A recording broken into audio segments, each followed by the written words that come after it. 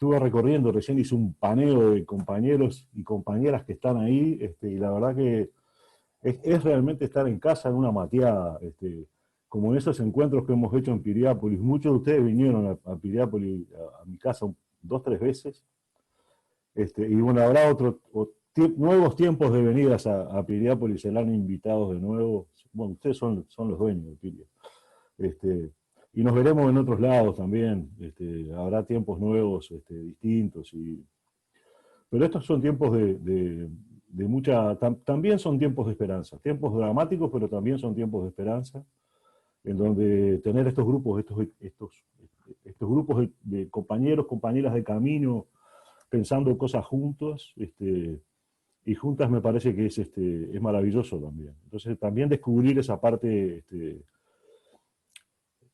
maravillosa de la vida, de estar acompañados, de contenernos, de vivir juntos, ¿no? A pesar de todo el drama de la pandemia y sobre todo el drama que también es nuestro, pero que mucho más es de los sectores populares con los que convivimos, con los que hemos trabajado en extensión. La verdad que tiempos muy difíciles, ¿no? Para la sociedad latinoamericana en particular, pero para el mundo en general. Y bueno, y ahí recién hablábamos con Ludmila, con Janina, bueno, y también con Néstor, por supuesto, y con Ibaña, cuál es el rol de la universidad hoy en este contexto de encrucijada del mundo, encrucijada de sociedad civilizatoria. Bueno, cuál es el rol de nuestras universidades, cómo lo vamos a pensar, cómo lo vamos a repensar, cómo vamos a seguir trabajando. Bueno, eso me parece que está bueno que lo podamos ver. O sea que esa mateada tiene como varias aristas, ¿no? Aristas de mucho cariño, mucho amor, de compañeras, compañeros construyendo mundo, pero también de preocupación, de una preocupación muy fuerte por el sentido mismo de la vida. Yo creo que es lo que está en juego hoy, ¿no? Bueno.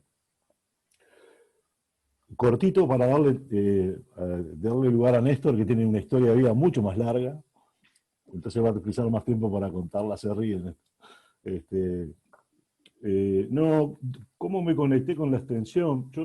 Fue una cuestión no accidental pensándola hoy, ¿no? Digo, yo fui a trabajar a un barrio cuando me estaba recibiendo, terminaba la dictadura en Uruguay.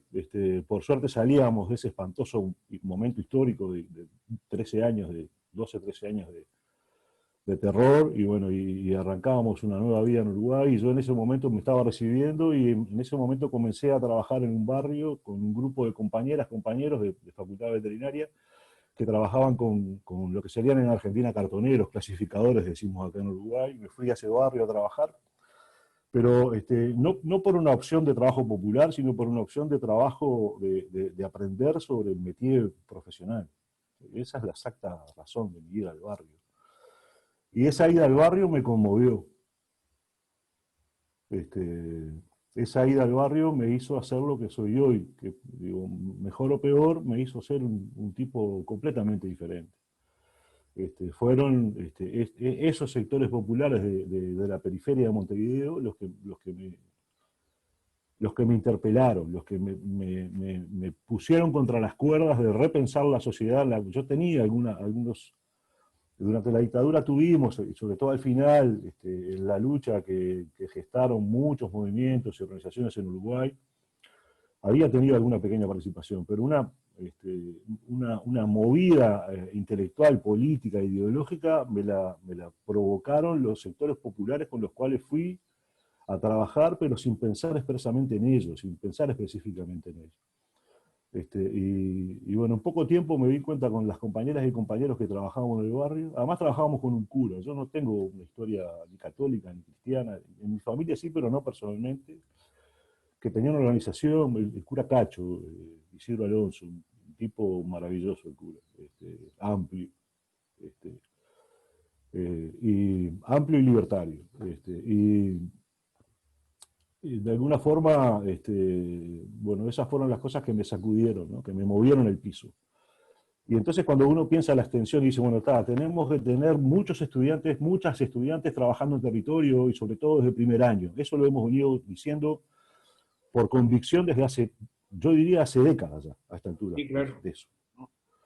Entonces, y entonces digo, bueno, pero ¿cuáles son las fundamentaciones de eso? Bueno, lo hemos vivido acompañando compañeras y compañeras estudiantes que van a territorio en primer año y que después que van a territorio se empiezan un proceso de transformación, un camino que no tiene retorno, no tiene vuelta atrás. Nos pasa igual con los compañeros docentes, compañeros docentes que van a territorio y que enseñan a la intemperie del aula, como decimos por ahí, ¿no?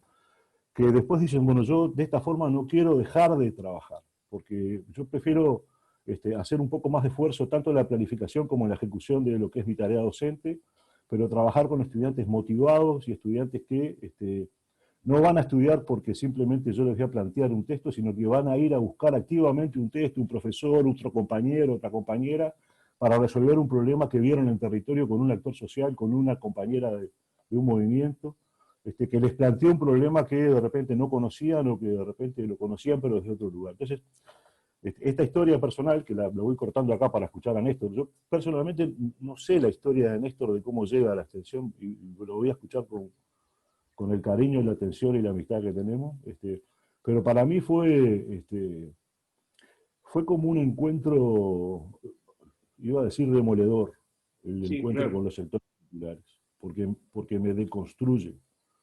Es un encuentro que me hace pensar cuando cada vez que llegaba a mi casa y lo que tenía, que tampoco era mucho, porque yo en aquel momento estaba recién casado con Carmen, con mi compañera, y llegábamos a fin de media a las peñas, ¿no? No entre nosotros, sino con la realidad y con el mes. Pero era mucho comparado con lo que pasaba en los barrios, compañeros, compañeras que vivían de la basura, que comían de la basura. Claro. Y esto que digo no es simplemente no es metafórico, es real, ¿no? Cuando uno pudo a veces compartir en las casas de los y las clasificadores cómo vivían y cómo siguen viviendo además, ¿no? Y que había un clasificado, un uso del residuo sólido urbano, que eso si uno no lo ve, no lo entiende bien, que era el uso de lo que levantaban, que le sobraba a otros en la calle, era seleccionado primero para la familia. Vean esto. Después para algunos de los animales más importantes, que son los que componen el trabajo del clasificador. Pero primero para la familia, primero se seleccionaba aquellos alimentos que podían ser usados en la familia. Eso yo lo vivimos como compañeros, compañeras, mucho más jóvenes, por supuesto, allá en el 84. Este, y desde ahí nos convencimos de que la extensión es realmente una herramienta transformadora. Y Sí, acá voy total. terminando. Humanizadora, eso que nos decían algunos compañeros de los grandes compañeros nuestros y compañeras que hemos tenido, pero había uno particularmente, varios, pero Juan Carlos Carrasco era un psicólogo que decía, la extensión es altamente humanizadora per se, en sí mismo es humanizadora, en sí mismo nos transforma, nos deconstruye. Bueno, eso que nos planteaba Juan Carlos Carrasco, yo tuve oportunidad de compartir con él, no mucho, pero sí compartir con, con Carrasco algunas cuestiones, algunas mateadas, Néstor con él, con Carlevaro, con Casina, bueno, compañeras, compañeros maravillosos que decían esto también, ¿no? Y bueno, esa es mi historia. Mi historia está marcada claramente por mi familia, sin duda alguna, claramente por la universidad, pero en tiempos de dictadura, una marca a fuego, el estigma de la dictadura, de alguna forma, pero que es un estigma que borramos de alguna forma con los sectores populares después. Los sectores populares fueron nuestros grandes maestros. Nos enseñaron un montón de cosas, me acuerdo de vecinas del barrio con las cuales compartíamos, ¿no? Nos enseñaron un montón, inclusive muchas cosas técnicas que no nos habían enseñado en facultad porque no había práctica. Entonces la práctica la hicimos con vecinos, ¿no? Eh, pero además nos enseñaron a ser humanos, nos Sí, sí. humanizaron. Sí, sí, claro. Entonces ahí esa es la fuerza es la convicción que nos hace decir, la extensión es la guía política, es la guía pedagógica de transformación de nosotros como docentes, pero fundamentalmente de los estudiantes, los y las estudiantes con las cuales trabajamos en la tarea docente. Y por eso la pelea, la convicción, y ahí creo que después, termino acá, para que escucharan esto, creo que hay una gran encrucijada. Nosotros le pusimos como texto, al título de este encuentro, con Néstor ahí cuando lo peloteamos, tomando los primeros mates, de esta década pandémica, y dijimos, bueno, ¿qué encrucijadas tenemos hoy? Bueno, una de las encrucijadas que después vamos a desarrollar sigue siendo si la universidad va a bajar definitivamente los muros y va a trabajar en territorio junto con los actores sociales, y hoy más que nunca con los actores sociales, con los sectores populares que padecen la pandemia y que antagonizan además la pandemia, que luchan, que se organizan contra la pandemia. Si vamos a hacer eso, o vamos a seguir en algunos casos con muros altos que nos hacen no salir a territorio, y no poder generar estos procesos de humanización, de transformación, de aprendizaje en el medio, de aprendizaje a la intemperie, de aula a la intemperie, de medio como enseñante. Ahí hay una encrucijada que tenemos que ver cómo la manejamos. Y seguimos en la encrucijada, viene de hace tiempo, ¿no? Pero no terminamos de definir que la formación de los y las estudiantes debe ser claramente una formación que no pase solamente por matrices científico-académicas, que pase fundamentalmente por ellas, pero por otras, que son la matriz de los sectores populares y sus procesos de organización, lucha y proyectos. Ahí me parece que hay una encrucijada clave que después capaz que caracterizamos. Néstor. Sí, Avante. sí, claro. A ver, bueno, en principio también agradezco la posibilidad de sumarme a esta mateada que hacemos habitualmente con mi compadre, ¿no? Y compartimos ideas, cosas, preocupaciones también, ¿eh? Yo también llego a la extensión casi fortuitamente, ¿eh?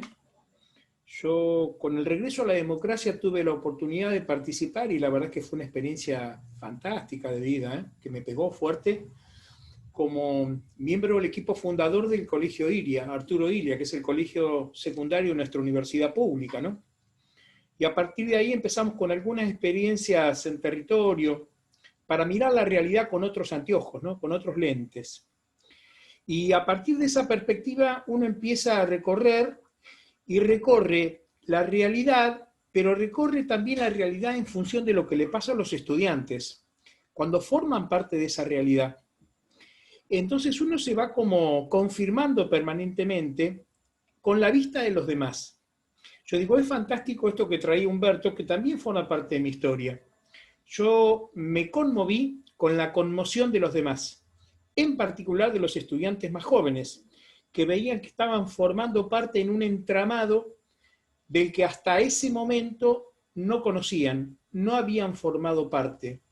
Y uno los invitaba a formar parte y a tomar parte de esto, con esta mirada de tironeo, ¿no, Humberto? De tironeo, de problematización, de una mirada crítica sobre esto. Después también ahí ya por los 2000, tuve la oportunidad de formarme con la gente de aprendizaje-servicio, con una mirada distinta, pero con una mirada que de alguna manera también me hizo algunos aportes. A final de los 90, a principios de los 2000. Y ya transitando los 2000 me fui a trabajar a Buenos Aires, al Ministerio de Educación de la Nación, con la gestión de Daniel Filmus, del ministro Filmus. Y ahí coordiné 2 programas interesantes a nivel nacional. Uno de ellos, el Aprender Enseñando, un programa que tiene una fuerte impronta de trabajo con las universidades públicas. Y a partir de ahí me empecé a entramar con los proyectos y programas de extensión. Empecé con algunos compañeros de la Facultad de Psicología, también anduve por la Facultad de Humanidades y finalmente con los jóvenes que me han acompañado y me han nutrido mucho, armamos nuestros proyectos de extensión en nuestra facultad. Y también en vinculación con otros, ¿no? Por lo tanto, más o menos la historia en territorios diferentes ha sido bastante parecida, Tomaso, ¿no? Vos fíjate que hay una cuestión central, me parece, que tiene que ver con el concepto de la conmoción. Cuando uno sale y mira la realidad desde el patio de atrás, amorosamente se conmueve con lo que está pasando. Y eso implica una dimensión distinta. Me atrevo a decir, felizmente se conmueve con lo que está pasando.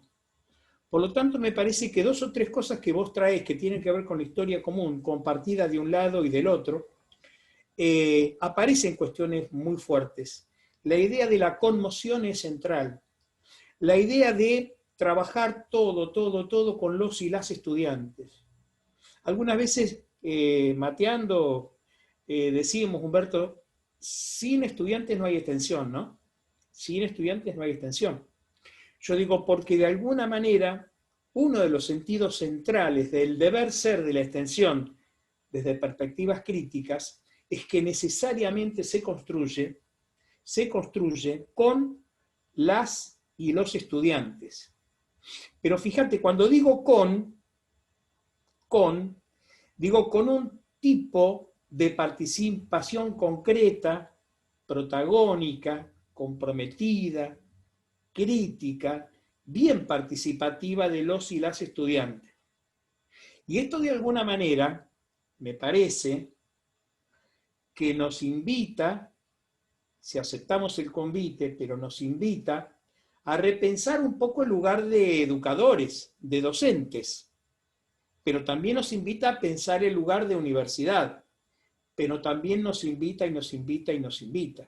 Yo digo, la extensión desde perspectivas críticas, como le estamos pensando y también construyendo con luces y sombras, con nuestros tropiezos también, con todos nuestros fracasos también, pero que vamos construyendo, es una forma de pensar la extensión de un modo distinto, que incluye pensar la universidad, pensar la formación en nuestra universidad, pero pensar fuertemente en el lugar de los y las estudiantes, ¿no, Tomaso?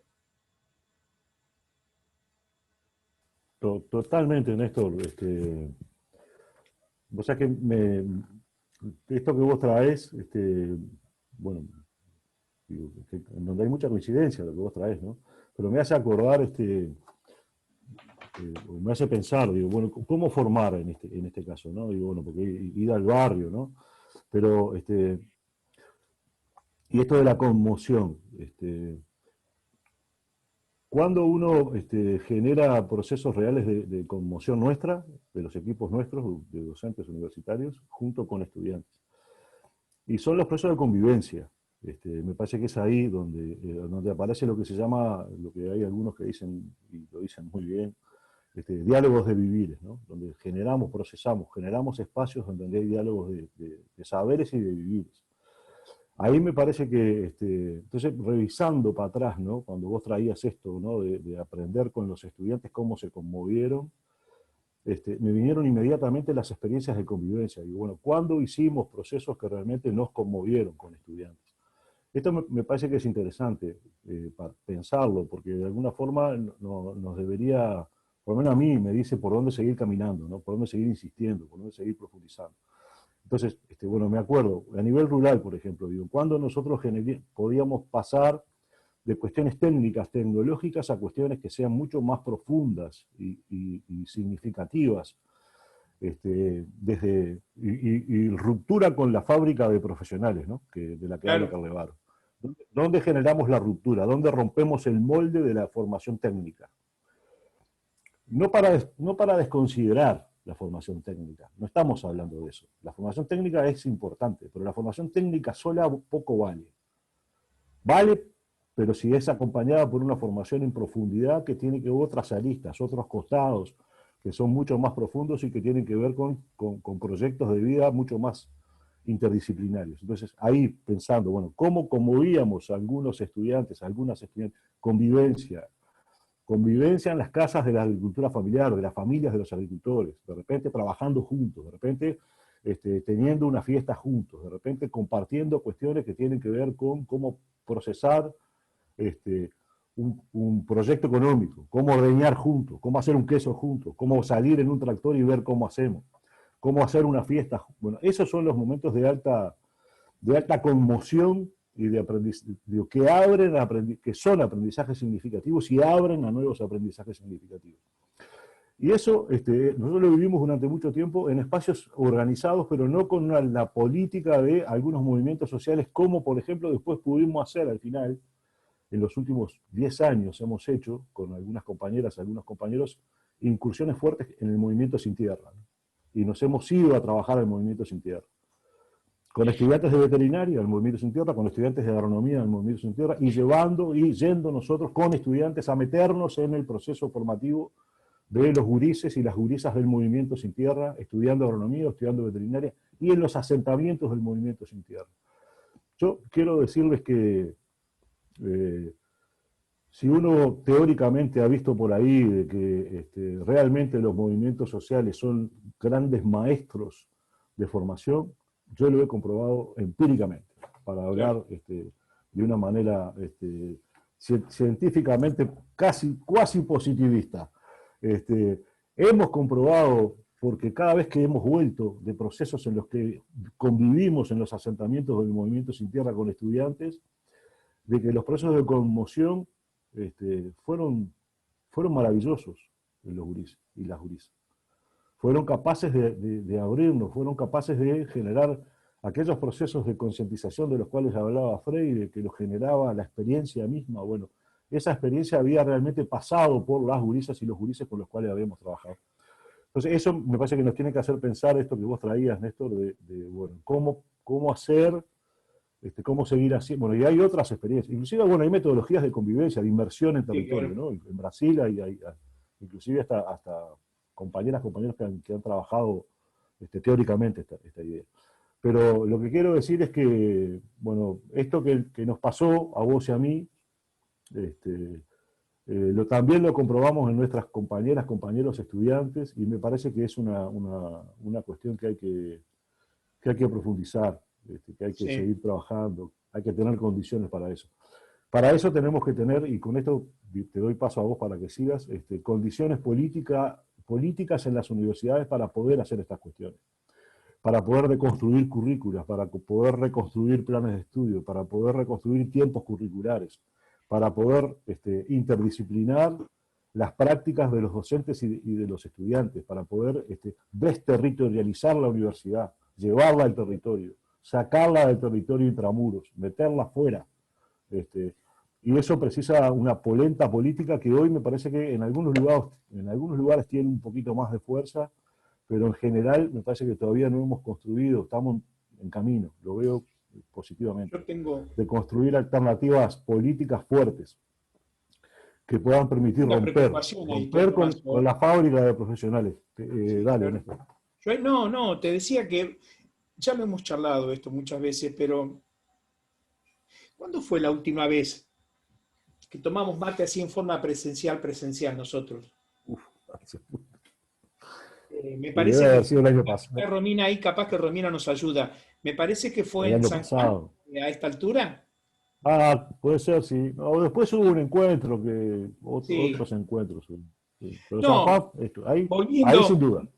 Volviendo, Tomaso, a esto, yo digo, yo tengo alguna preocupación y una pregunta, pero una preocupación porque a mí me parece que todavía estas perspectivas que estamos de alguna manera planteando son perspectivas que en la mayoría de las universidades públicas de América Latina, y si me equivoco me corregirán, subyace una impronta muy academicista todavía, donde este tipo de planteo que estamos pensando nosotros no son amigables para muchos sectores todavía.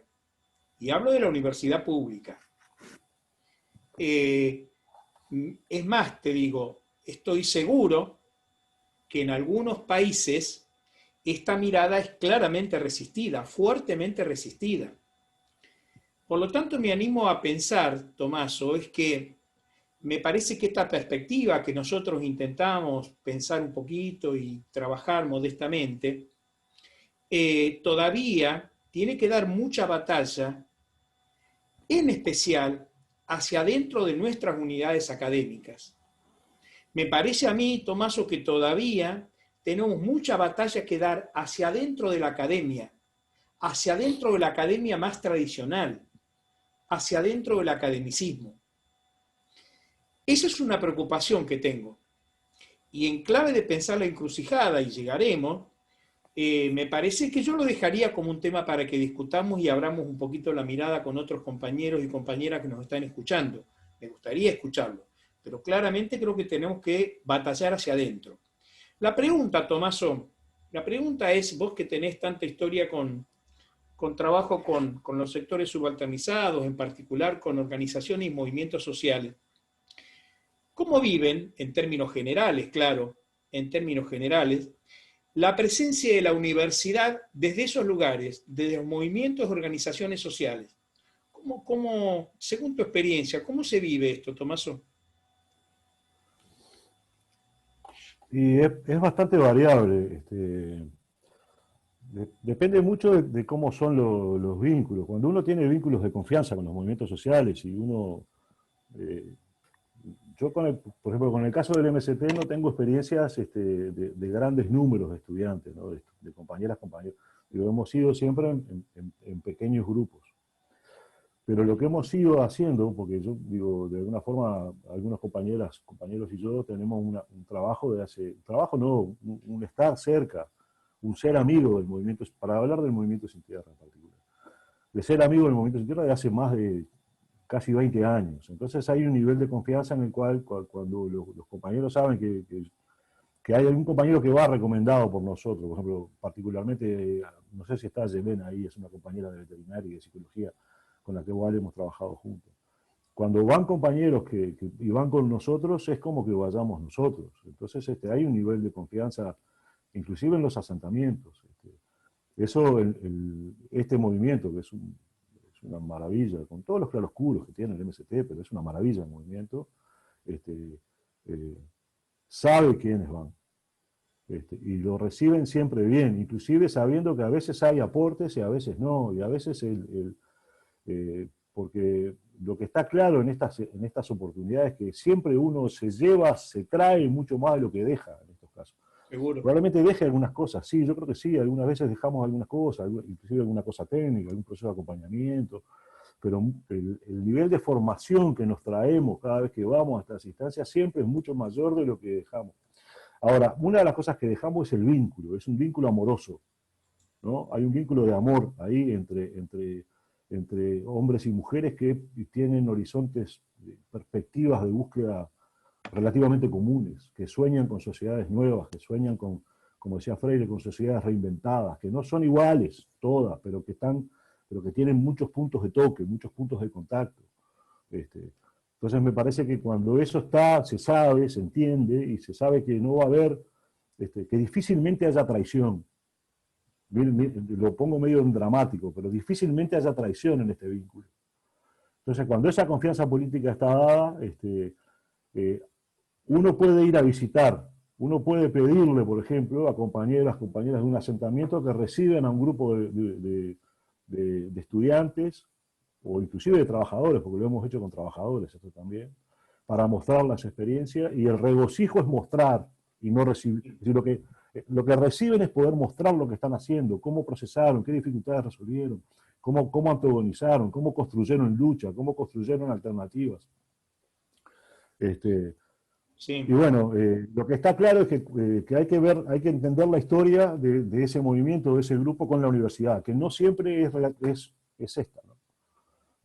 Porque hay momentos en los cuales la universidad ha ido a algunos lugares a levantar información, ha tenido comportamiento muy extractivo. Eso los movimientos lo cazan al toque, ¿no? Porque son maravillosamente inteligentes en la lucha, en la construcción de la lucha, en la construcción de la sobrevivencia. Este, entonces ahí no, en general pueden pasar cosas, pero los movimientos saben, los compañeros saben. Pero la recepción es muy buena. Cuando se sabe que viene de ese lugar, cuando se sabe que son escuela de transformación, y eso los compañeros lo saben.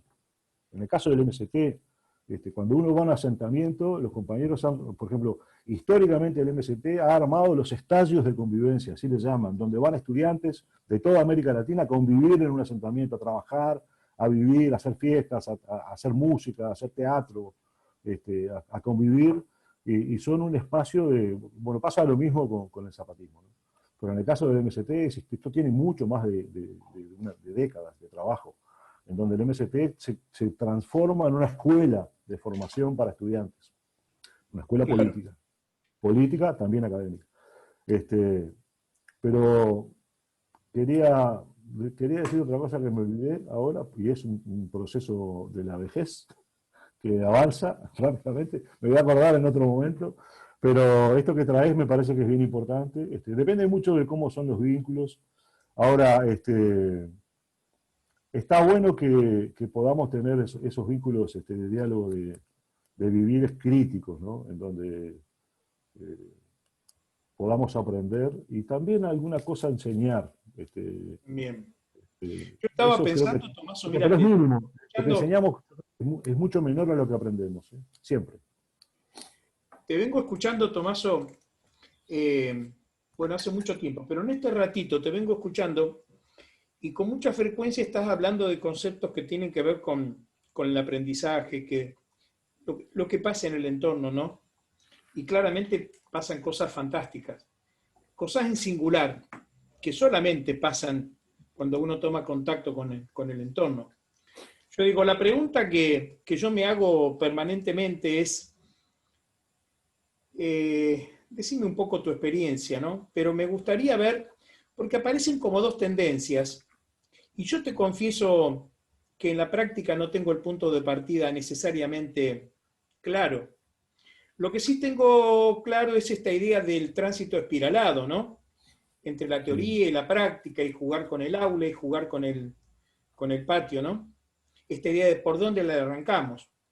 Algunas veces me parece que está bueno que cuando trabajemos en contacto con otros sectores y movimientos sociales, con sectores subalternizados, el estudiante vaya un poco sin demasiada formación previa. Y ahí tenemos la ventaja de la conmoción que decíamos, de la sorpresa, de una mirada casi ingenua desde donde se puede mirar el territorio. La otra cuestión, y que aparece en el opuesto, casi en contradicción, te diría, es trabajar algún proceso de reflexión previa, de aproximación, donde de alguna manera haya previamente una toma de conciencia de lo que y para qué estamos formando parte. Te confieso, les confieso, pero te confieso, Tomaso, que no sé exactamente cuál es el punto de partida y de llegada. Algunas veces arranco por un lado y otros arranco por el otro. Sí tengo clara que estas dos cuestiones tienen que dialogar, que son tránsitos espiralados, donde uno va por un lado y por el otro, pero te confieso que algunas veces no sé muy bien por dónde entrarle al tema. Sí creo, sí creo que es muy, muy importante tener claramente los sentidos desde donde estamos interactuando.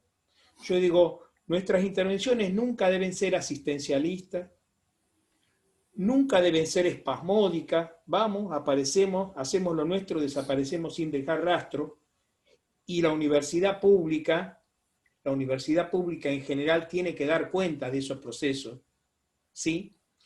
Nunca, nunca, nunca deben ser prácticas solo instrumentales, que vamos a hacer alguna gestión pequeña, sino que deben ser, o formar parte, me parece, Tomaso, me gustaría escucharte, formar parte de un proceso de involucramiento, de hermanamiento. Mirá, dejo el mate, de un proceso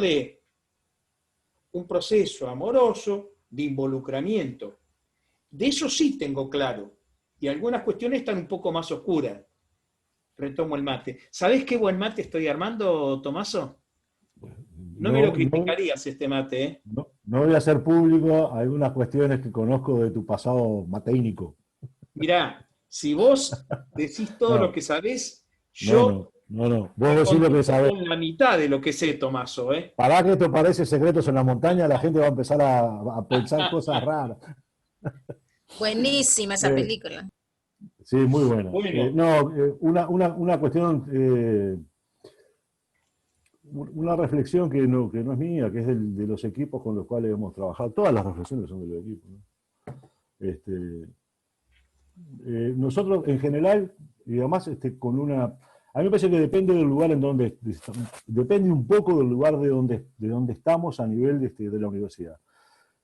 Mi sensación, trabajando con formaciones más técnicas, ¿no? Técnicas tecnológicas, me parece que querer discutir cuestiones que tengan que ver con proyectos de vida, con cuestiones sociales, si no tienen un punto de entrada que contemple esas cuestiones, es muy difícil poder avanzar. Esa es mi experiencia. Poder hablar, por ejemplo, de la lucha por la tierra, del movimiento sin tierra, de la reforma agraria, del proceso de la estructura agraria, de una sociedad distinta, estructurada, planificada territorialmente. Bueno, poder hablar de eso con un estudiante de veterinaria que no trae en su formación alguna cuestión vinculada, algún tránsito familiar vinculado a esto, es muy difícil. Es muy, muy, muy difícil. Ahora, ¿cómo puedo yo entrar en eso? Digo, lo planteo, a mí me parece que es para todas aquellas ciencias que son más técnico-tecnológicas, no me parece que pase eso, y bueno, no soy de ese palo, ¿no? Pero en las ciencias más sociohumanas. Y me parece que ahí hay que llevar a los compañeros hay que armar despliegues pedagógicos que lleven a la realidad a las compañeras, a los compañeros, y que desde esa realidad, que de repente tenga un punto de entrada técnico, tecnológico, uno pueda discutir otras cuestiones que surjan en función de la vivencia concreta en territorio. Y me parece que muchas veces la vivencia concreta que viene de una práctica concreta, técnico-tecnológica, destraba otras conversas, abre un mundo nuevo a pensar. Capaz que no un mundo nuevo, pero permite penetrar en cuestiones que no necesariamente son de la práctica del pensamiento y de la reflexión de algunas compañeras, compañeros. Entonces, a mí me parece que el proceso es acción, reflexión, acción. Sí. Ahora, Coincidiendo ¿sabés qué me parece, Tomaso? Me parece que hay una dimensión interesante que implica necesariamente un trabajo previo, que es la construcción de la escucha. En general, me parece que en las universidades públicas tenemos poco ejercicio de la escucha. Mucho más si uno de alguna manera interactúa con otros sectores, donde habitualmente, en general, la universidad está mucho mejor predispuesta para hablar que para escuchar. Si yo tuviese que pensar un poco algunas cuestiones previas, sí trabajaría fuertemente la construcción de la escucha, de una escucha humanizadora. Claro, pero ahí yo podría entenderlo teóricamente, pero ahí hay un velo ideológico, político ideológico, que no permite trabajar el tema de la escucha. Claro. Cuando vos hablás con un grupo de primer año de veterinaria o de otra, es la experiencia que más que yo tengo, ¿no? Claro. Que vas a ir a una villa miseria, que vas a ir a un territorio, con muchos compañeros que van a ir por primera vez a un barrio, es muy difícil armar una sensibilidad de escucha en el a priori, en la previa. La posibilidad de escucha y la posibilidad de que la realidad lo atraviese se da en la práctica. Cuando llegan a la casa de una vecina y la vecina los recibe con un mate y a veces hasta le da una torta frita para comer en la mitad de la tarde. Y esas cuestiones, a la vuelta del territorio, los gurises, las gurisas que nunca habían ido a un barrio, que conocían los barrios por los diarios o por la televisión, fundamentalmente, por los diarios mucho menos, por la televisión mucho más, dijeron, bueno, pero estos barrios no eran lo que yo pensaba que eran. Tampoco eran lo que me había planteado mi mamá y mi papá. Y lo hemos tenido, tenemos infinidades de testimonios de este tipo, en donde la ida a la realidad, el conversar con una vecina en un barrio, el conversar con un joven en un barrio, en patear un barrio pobre en camino de tierra, que lo seguimos teniendo en la periferia de Montevideo, desestructura una idea que es ideológica, como toda idea, ideológica conservadora, que tiene que ver con dónde ponen a los sectores populares, en qué lugar los ponen. Entonces, digo, yo comparto contigo, capaz que uno puede hacer una preparatoria, capaz que uno puede, y nosotros lo hacemos, ¿no? Como experiencias pedagógicas. Traemos a los compañeros del programa integral metropolitano, del programa APEX, que son los lugares en donde vamos a hacer campo, donde vamos a hacer territorio, y presentan el territorio, presentan el programa. Pero muchos estudiantes no le dan pelota ninguna, porque no tienen necesidad de darles pelota, porque no hay motivación para darles pelota. Entonces, ¿cómo yo motivo a un estudiante para entender que los sectores populares viven de la forma que viven, luchan de la forma que luchan, resisten de la forma que resisten? ¿Cómo lo hago? ¿No? Y me parece que no es a priori diciéndoles, si bien uno puede trabajar datos, bueno, a qué lugar vamos a ir, qué territorio es, qué estructura hay, qué estructura social, datos demográficos, datos sociales, datos ambientales, ¿no? Pero lo que destraba esa posibilidad de entender un mundo distinto al que tiene cotidianamente el estudiante es la realidad misma, que inclusive a veces los abofetea.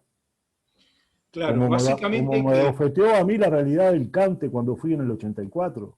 claro, Pero digo, capaz que se podría pensar, Néstor, yo no lo he no, no. trabajado en Lo que pasa profundidad, es que esto que vos decís, cada espacio y cada pero mi experiencia es que, circunstancia te da en singular. claro, Te da en claro, singular, ¿viste? Es muy difícil tomar procesos y generalizarlos, porque estamos pensando claro, en escenarios totalmente diferentes, en circunstancias diferentes. claro, Yo lo que claro, creo es claro, que de alguna manera la universidad tiene mucho para trabajar hacia adentro, decía. Y entre las cosas que sin debiera duda, pensarse sin hacia duda. adentro es cómo deconstruir hacia adentro esos espacios que muchas veces perpetúan asimetrías, ¿no? Entonces, habilitar una escucha Claro, es el primer paso para empezar a deconstruir ese lugar desde donde la universidad en general tiene pocas orejas, ¿no? Tiene mucho para decir, claro, cree, y pocas orejas. Me parece que es un trabajo intenso para hacer. Creo que nos queda un camino largo todavía, Tomaso, ¿eh? claro, sin duda. Ahora me acordé lo que te iba a plantear, Néstor, recién cuando vos traías el tema de la transformación de la universidad. Y esto tiene que ver con, nosotros hemos insistido, varios de nosotras y nosotros hemos insistido mucho en esto. Si los estudiantes, las estudiantes organizadas en nuestras universidades no construyen esta alternativa, este, algunos docentes, algunos docentes podemos hacer alguna pequeña cosa, pero no hay conversa ninguna. Si nosotros no construimos entramados entre estudiantes organizados, docentes organizados a nivel gremial, funcionarios organizados, graduados con una visión no corporativista de la profesión, sino graduados pensando una sociedad a la cual deben agradecerle su formación pública, ¿no?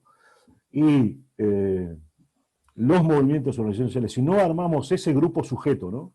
Que es muy difícil armarlo, y que lo hemos visto poco, si no construimos movimiento ahí, movimiento organizado de transformación, y pensamos que desde las acciones docentes, inclusive las acciones de formación, o inclusive las modificaciones de currículum, o inclusive las modificaciones curriculares, inclusive hasta alternativas interdisciplinarias, todo eso, si no tiene ese movimiento sociohistórico, ese bloque histórico moviéndose a la transformación, y me parece que esa debe ser nuestra preocupación. Y parece, por Claro, ejemplo, sí, yo sí, pienso la segunda reforma universitaria en la sí, cual sí. trabajamos de 2007 a 2014. Hay compañeros de Uruguay acá escuchando, compañeras.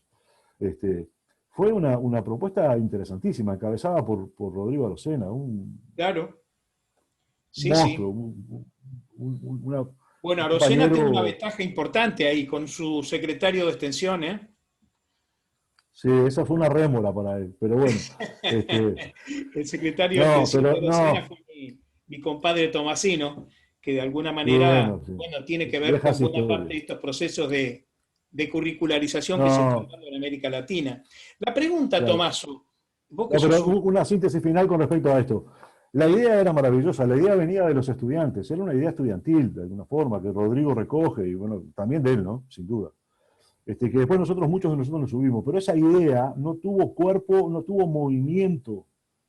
Fue una idea que estaba sustentada en propuestas intelectuales, en propuestas pedagógicas, en propuestas políticas, pero que no tenía por detrás un movimiento político que la pudiese defender. El academicismo vino por ella y la destruyó de alguna forma. Sí, claro. Entonces, me parece que pensar todas estas cuestiones y pensar los mecanismos, los metabolismos políticos que hacen construcción de una universidad nueva, me parece que es dar con los burros en el agua, como decía el paisano, ¿no? Sí. Y dicho desde una derrota parcial, pero una derrota que de alguna forma tuvo esta idea, este, porque también quiero decir que cuando mueve la aguja, esta idea, la aguja la mueve en el sentido de avanzar, pero también en el sentido de generar contradicción. pensándolo dialécticamente. Y la contradicción es la organización del academicismo para ver cómo coopta esto, cómo corta esto. Sí, sí. Inclusive una de las formas de pensar si hemos avanzado en estos procesos de transformación universitaria, en donde la extensión es guía política, es ver si los niveles de contradicción se han aumentado, si han habido procesos de más organización de los movimientos conservadores academicistas que están adentro de la universidad. Claro que están. Siempre estuvieron y dominan muchas veces, inclusive nuestra universidad latinoamericana, pública, autónoma, cogobernada, libre acceso. Inclusive la dominan, en muchos, Sí, claro. en muchos casos. Entonces, creo que estamos diciendo algunas cosas que, si bien las hemos dicho, las estamos diciendo, no sé, por lo menos, Sí, no, yo capaz me que quedo escuchamos un poco enganchado, en esto. me quedo enganchado con este tema que hemos compartido tantas veces, ¿no? De esta idea de la lucha hacia adentro, ¿no? De pensar un poco la perspectiva más academicista como un espacio de resistencia a estas cuestiones. Claro. Y me quedo con algunas preocupaciones más. Me quedo un poco con el papel en clave de coyuntura, de pensar también esta disputa de sentidos. Y estoy hablando de esta idea de pensar la educación superior como un bien público o, por el contrario, como una mercancía. Yo digo, me parece que hay una tensión a resolver muy importante y hay que generar un espacio de lucha y de resistencia, porque me parece que el mercado no tiene paz. El mercado, mucho más en esta coyuntura, viene por todo. Y cuando digo por todo, viene también por la educación superior. Por lo tanto, me parece a mí que es un tema importante el que traes. Yo veo, ojalá me equivoque, pero veo como una resistencia muy fuerte en estas perspectivas que estamos pensando entre algunos sectores muy academicistas y la idea de avanzar hacia la educación superior como un derecho humano fundamental, como un deber de los estados, y la educación superior como un derecho. Eso me parece que es un tema central y que tiene todavía hacia adentro de las universidades sectores que están claramente vinculados a esta idea de sostenernos desde el mercado. Esa lucha es muy importante. Ahora, una pregunta, Tomaso. En esta línea de pensar a la universidad en clave de compromiso social, ¿qué lugar, qué vinculación, qué trascendencia le das vos a los espacios de curricularización a través de los distintos formatos que están avanzando felizmente en América Latina? Sí, y son claves, ¿no? Ahora, me parece que hay que distinguir ahí la curricularización de las prácticas integrales, porque me parece que a veces que tenemos una confusión ahí. Eh, Daría para mucho Sí, claro. y vos tenés muchísimo para aportar en esto, porque vos has trabajado, ¿no? Y hay varias compañeras acá integradas, compañeros que han trabajado enormemente en esta cuestión de las prácticas sociocomunitarias, prácticas socioeducativas. A mí me parece que es clave esto. Ahora, si nosotros no incorporamos, yo creo que hay tres o cuatro cuestiones fundamentales acá, y a ver si vos las compartís. Primero, es un movimiento que no puede incorporar cuestiones que estén apartadas del diálogo de saberes, ¿no? O sea Totalmente. que de alguna forma lo que hay que pensar es la incorporación del diálogo de saberes con su despliegue metodológico correspondiente, teórico-conceptual, en las prácticas de los estudiantes, en la planificación y tarea docente y en las prácticas de los estudiantes. Esto requiere mucha formación, no se hace así nomás, se hace con metodología, se hace con práctica territorial permanente, sistemática, de lo que vos traías hoy. No se hace yendo a un territorio un rato y volviendo para atrás. Se hace con una presencia permanente, con programas territoriales desplegados durante todo el año, durante varios años, muchos años de trabajo. Sí. Y que no se cortan cuando se cortan los tiempos curriculares, ¿no? Esas me parece que son condiciones indispensables. Segundo, no son cuestiones que puedan pasar en el último año, como una cuestión de práctica, parecida a una práctica preprofesional, que en muchos casos la Claro. hemos visto así, ¿no? Hay una práctica a fin de año, a fin de la trayectoria que incorpora el trabajo en territorio. Me parece que eso puede ser interesante, pero no es por ahí donde vamos a transitar. Claro. Segundo, ese sería un segundo lugar. O sea que una práctica permanente, desde el primer año, que introduzca a los y las estudiantes a a entender por dónde pasa el vínculo con el territorio, el compromiso de la universidad con el territorio, de qué actores sociales hay, qué problemas tienen, qué alternativas, qué sueños, qué proyectos, cómo trabajan, cómo viven.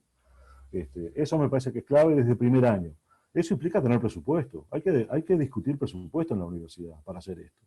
Hay que modificar planes de estudio, hay que modificar lo curricular, hay que ver cómo complementamos desde distintas disciplinas, hay que ver cómo hacemos cuestiones que sean interfacultades. Esto es una facultad solo, por más que tenga una cierta interdisciplina dentro, no puede hacerlo. No puede hacerlo desde una concepción más ideal utópica.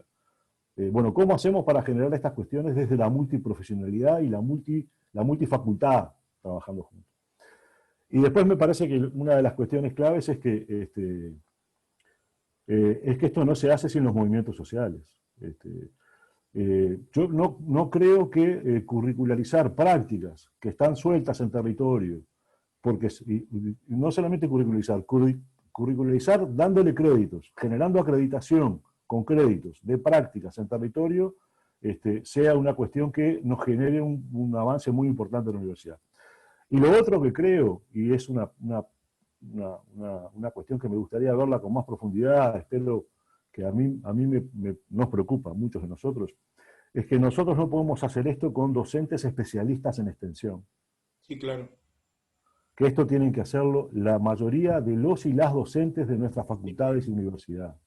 Entonces, poner en manos de algunos y algunas docentes estas prácticas y que los demás docentes, compañeras y compañeras, sigan haciendo lo que prácticamente hacen, es recrear el gueto extensionista de los docentes extensionistas, que son los que llevan a hacer extensión a los territorios, a los estudiantes. Y lo demás queda normal. ¿Qué es lo que quiero decir? La extensión ahí no hackea el aula, hackea al aula. Molestia al aula, molestar al aula. ¿Cómo molestamos al aula bancaria? No la molestamos con un grupo de compañeras y compañeras que hacen la práctica socioeducativa solo ellos con estudiantes, mientras todos los docentes hacen lo que venían haciendo históricamente. Me parece que ahí hay una contradicción a trabajar. Sí, totalmente. Claramente, para que... Termino con esto, Néstor, y te escucho porque me interesa la opinión tuya, por supuesto, y la de todos los compañeros y compañeras que tienen mucha experiencia en esto.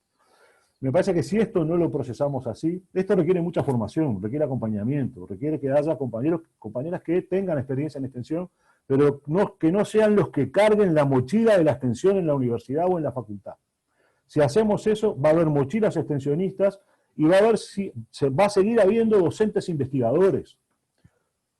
Yo no tengo nada contra los docentes investigadores, pero me parece que los docentes deberían ser integrales. Esa es la utopía.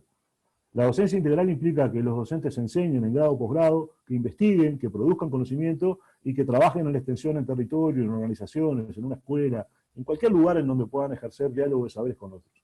Esa es la docencia integral. Eso requiere repensar la tarea docente como un todo. Requiere repensar los estatutos del personal docente. Y claramente procesos de formación. Si nosotros no acompañamos a un docente que nunca fue a territorio, decirle, bueno, mira, tenés que ir a dar una clase a la villa.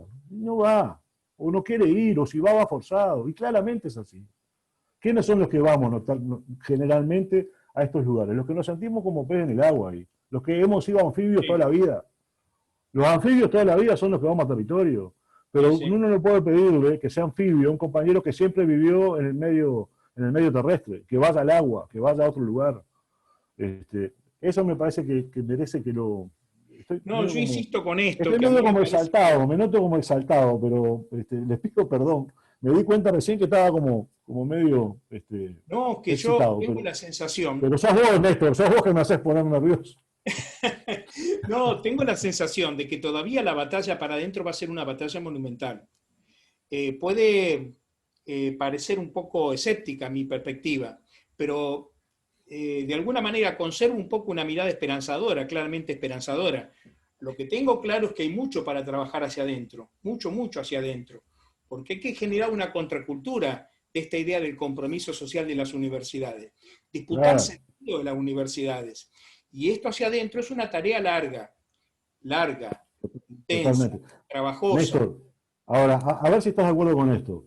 Los y las compañeros que comenzamos a enseñar yendo a territorio, trabajando con organizaciones, yendo a un barrio, que hicimos territorio-aula, aula-territorio, que empezamos a trabajar así, ese camino no tiene retorno. Es cierto. Esa forma de enseñar y de aprender, por lo menos lo que he conversado con un montonazo de compañeros y compañeras docentes, no quieren volver a trabajar solo en aula, a pesar de que esto genere más laburo, a pesar de que esto genere dificultades para conseguir presupuesto, para conseguir logística. Porque la forma, si estamos hablando de lógicas docentes vinculadas a una tarea docente, como una tarea docente que es lo que hemos cultivado históricamente, ¿no? Sí, claro. Y no hay vuelta atrás. Lo que hay que hacer es tratar de incorporar cada vez más compañeras y compañeros a esta idea de ir a territorio a trabajar, de ir a movimientos sociales, de ir a organizaciones, ir a cooperativas, y ir y volver. Ese camino de ida y vuelta de aula a territorio, territorio al aula, que es maravilloso desde el punto de vista de la motivación de los estudiantes, de la formación de los estudiantes, de la vuelta a un estudiante, a una compañera que de repente va a la hemeroteca a sacar una revista, que no necesariamente lo hacía antes de haber tenido esta práctica de un problema concreto en territorio, o de ir a preguntarle a otro docente, a otra docente, cuestiones que no necesariamente son de la disciplina que está cursando. Esa motivación la genera la extensión. Entonces, también es cierto, yo tengo, ahí tengo la esperanza de la que vos decías, Néstor. Sí. Este camino, capaz que no es fácil que lo comencemos a caminar muchas compañeras, pero después que lo arrancamos, no tiene vuelta atrás. Y para los estudiantes también, muchos estudiantes, yo no sé la reflexión, y capaz que dejamos de hablar nosotros y nos escuchamos. Tenemos Sí, un me gustaría, montonazo. Tomás. Sí, pero una ¿Sabés qué, idea, Tomaso? muchas veces, Parece que hace solo más de una esto, hora que estamos hablando, ¿eh? nos Me gustaría, enroscamos a mí me gustaría mucho una última dar un reflexión. poco la palabra Sí, de otros claro, compañeros. Yo estoy mirando acá y veo tanta gente amiga, ¿no? y con tanta formación. Gente compañera de mi universidad de Mar del Plata, pero también gente de otras universidades. Yo en Sí, particular sí. soy hijo adoptivo, felizmente, de la UADER y me siento Ahí está orgulloso. Catalina, por ejemplo. Una universidad fantástica, me ha adoptado y estoy muy feliz con ello, pero encuentro compañeros y compañeros de otras universidades públicas de tantos lugares. Me gustaría escuchar otra mirada, Bueno, Tomaso. abramos, sí, abramos. Ya ¿Maneja hablamos Ludmila la pelota? demasiado. Un placer. ¿Les parece si vamos pidiendo la palabra por el chat? Así no nos vamos superponiendo. O la manito virtual, la manito la levantamos, como les parezca más cómodo, pero así nos vamos superponiendo. Pero quien desee arrancar con un primer aporte, alguna primera reflexión, pregunta, más que bienvenido a abrir el micrófono.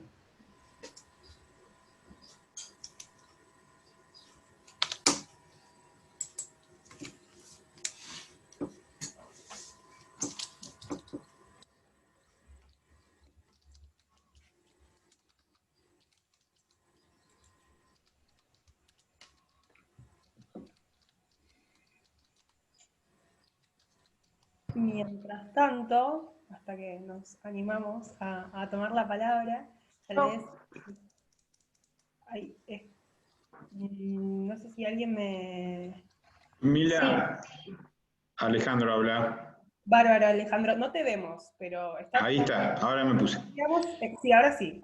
Yo quería que tengas Eh, mate, pero no veo mate. Me siento... Mate, sí, acá tengo. Ah, muy bien, listo. Entonces sí, entonces podés tomar la palabra. Néstor, buenas tardes. Un gusto escucharlo a vos y Humberto.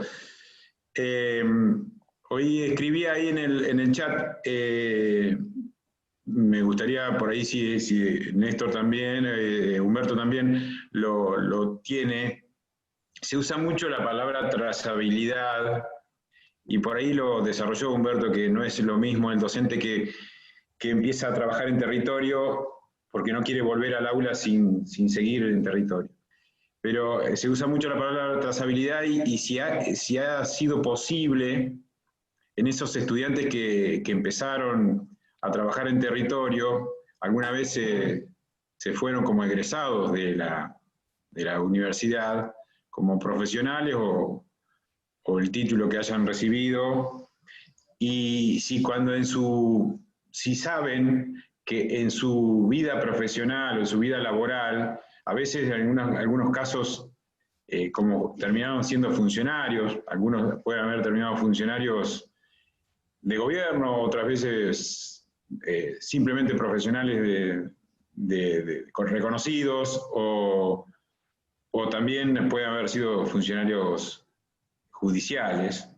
Si eso se ha visto en esta trazabilidad, es decir, el estudiante que trabajó en territorio, que pudo estar en los barrios, que estar en las asociaciones, trabajar cerca de los movimientos sociales, después la sensibilidad se le olvidó o la mantuvo, digamos. Si ese gusto de trabajar en territorio, si ese enamoramiento que ha producido trabajar en territorio cuando era estudiante, después cuando tenía que aplicar decisiones, tomar decisiones como profesional, como egresado de la universidad, ese estudiante terminó siendo un egresado más o un egresado distinto.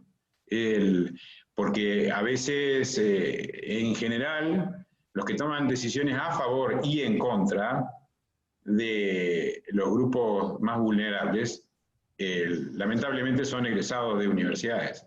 Y yo creo que tendría que tener una mirada distinta, pero no sé si hay una trazabilidad de decir, bueno, el estudiante que estuvo siendo extensionista después llegó a un cargo interesante y tomó decisiones al revés de lo que pensaba cuando era estudiante. No sé, Néstor, si tenés algo de eso. Sí, mientras Humberto levanta agua para el mate, yo me preparo porque adelanto una primera opinión, Alejandro. Es muy difícil generalizar, porque también depende de un montón de cuestiones. A mí me da la impresión de que en general, cuando se trabajan estos procesos de curricularización desde estas perspectivas críticas, como las planteaba Tomás hace un rato, con un proceso de conceptualización, con diálogo de saberes, con una vinculación desde distintas disciplinas, con una mirada desde estas perspectivas que planteaba Humberto recién, tenemos muchas chances de que esta experiencia deje buenas marcas, las mejores marcas. Pero también tampoco me animo a decir que esto necesariamente va a ser así. Depende de un montón de factores. Me parece que una experiencia que se inicie tempranamente, que tenga distintas instancias en el proceso formativo, que esté articulada, que tenga que ver con espacios críticos, pensados, problematizadores, me parece que tiene bastante chances de que de alguna manera impacte en la formación integral. Insisto, yo no puedo generalizar, no me animo a generalizar, pero cuando las experiencias se dan en estas claves que estamos pensando los procesos de curricularización, tenemos muchas chances de generar transformaciones que tengan cierta permanencia. No sé cómo lo ves vos, Tomaso. Sí, coincido plenamente. Yo estaba pensando, es interesante la pregunta que hace el compañero. Pensaba dos experiencias, que una la conozco mucho y la otra también, en donde hubieron fuertes acciones extensionistas con grupos, y qué pasó después con esos compañeros. Una fue la huelga extensionista del 2002 en Uruguay, en la Universidad de la República, en donde fue una huelga por presupuesto, una huelga, había una crisis en ese momento, la crisis 2001 de Argentina, bueno, acá se traslada a 2002 y es una crisis política enorme, corrida bancaria, desempleo, niveles de pobreza que llegan al 38%, bueno, es un desastre. En ese marco, la universidad peleando por presupuesto y peleando por construir una... Estamos en el 41 acá en Argentina. ¿Lo qué? Estamos en el 41, 42 en Argentina, de pobreza. Bueno, está, sí, acá había un 38. Cuando arranca el gobierno del Frente Amplio en 2005, arranca con un 38% de pobreza, más o menos, en medida con nivel de ingresos, no con necesidades. Pero fue tremendo ese momento. De ahí sale la FEU a trabajar, sale una FEU muy importante en ese momento, sale a trabajar con huertas comunitarias, con huertas orgánicas comunitarias, sale a trabajar a nivel rural, bueno, hay una movida muy, muy fuerte, hay una no quedarse adentro de la universidad, sino salir a laburar con los sectores que estaban pasando, sectores populares, que estaban pasando muy mal. Y cuando uno después, eso fue en 2002, cuando nosotros llegamos en 2007 eso tuvo una repercusión muy fuerte en la FEU. Fue la FEU que después lleva a Rosena al rectorado. El rector es producto del movimiento estudiantil, de la FEU organizada, que en forma unificada, inclusive lleva por un lado a Rosena y por otro lado yo no conocía al rector, lo conocí ahí. Lo conocí cuando comencé yo lo conocí así como intelectual y como académico, pero no lo conocía personalmente. Yo no era, no fui nombrado por una propuesta de Rosena, sino por una propuesta de la FEU.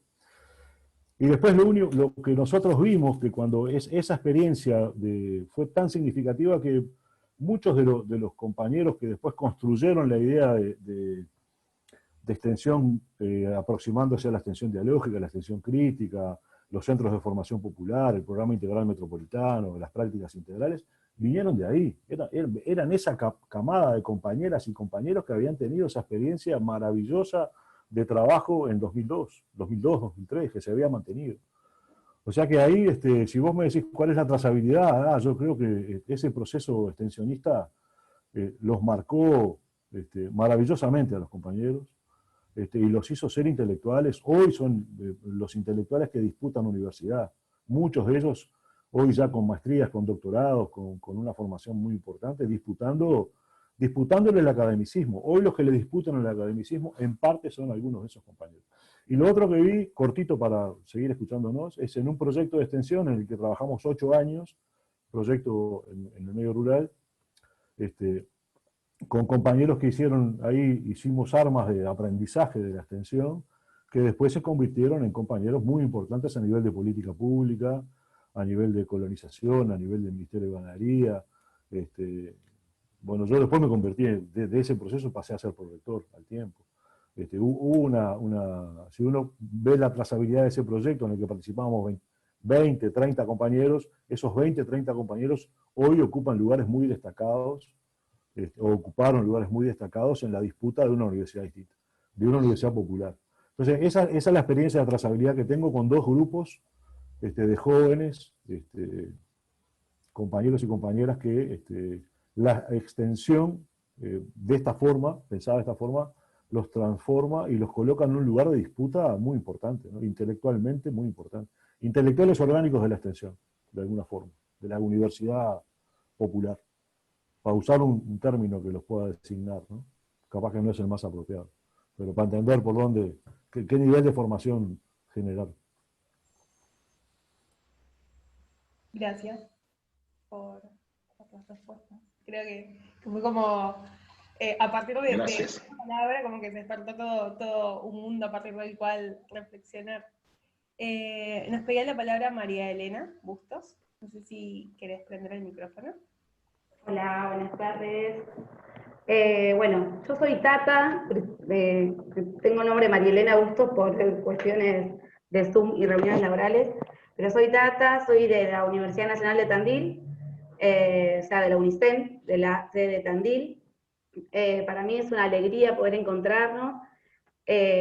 Nada, es agradecer principalmente también a la Universidad de Mar del Plata que nos ha permitido en el transcurso de esta pandemia encontrarnos con Néstor, con Humberto varias veces, así que agradecida que la universidad pública siga apostando a estos espacios de encuentro. Y más que una pregunta, es una reflexión. Digo, yo lo escuchaba a Tomaso, cuando decía esto de las contradicciones del movimiento que se genera al interior de las universidades, de las unidades académicas, cuando empezamos a pensar la implementación de prácticas socioeducativas, sociocomunitarias, y particularmente en la Facultad de Ciencias Humanas de la UNICEN, estamos atravesando un proceso de mucha tensión, más que nada con el claustro docente, ya que las resistencias de pensar otras maneras de enseñar, otras maneras de aprender, son muchas, y que voy a insistir, y creo que Tomás me ha escuchado muchas veces, en que un actor clave en ese proceso de pensar a discutir y generar espacio ha sido el movimiento estudiantil.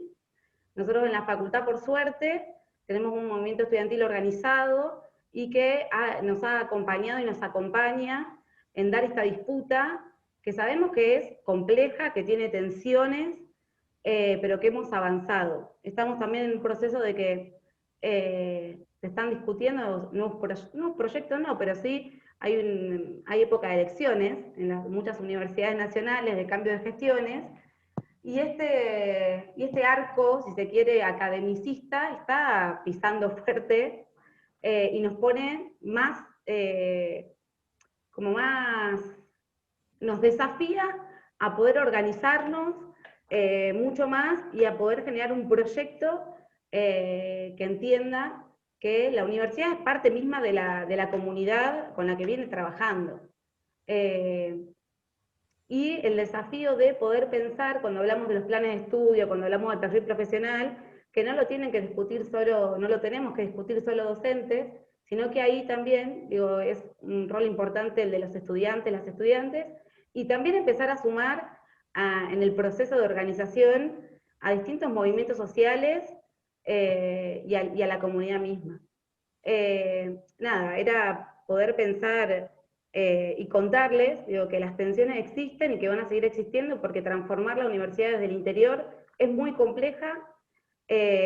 Nosotros, digo, yo verdaderamente, digo, estoy muy contenta de poder contar con el diálogo con los y las estudiantes continuamente, y de muchos docentes que también creen que esta forma es posible, no es que todos los docentes no desean ni quieren, pero siempre son los menos, o los que no ocupan también lugares estratégicos, porque si no tenés la dedicación, porque si no soy investigador categoría no sé cuánto, y cuántas cosas más, muchas veces no hay lugares estratégicos ocupados por estos compañeros o compañeras.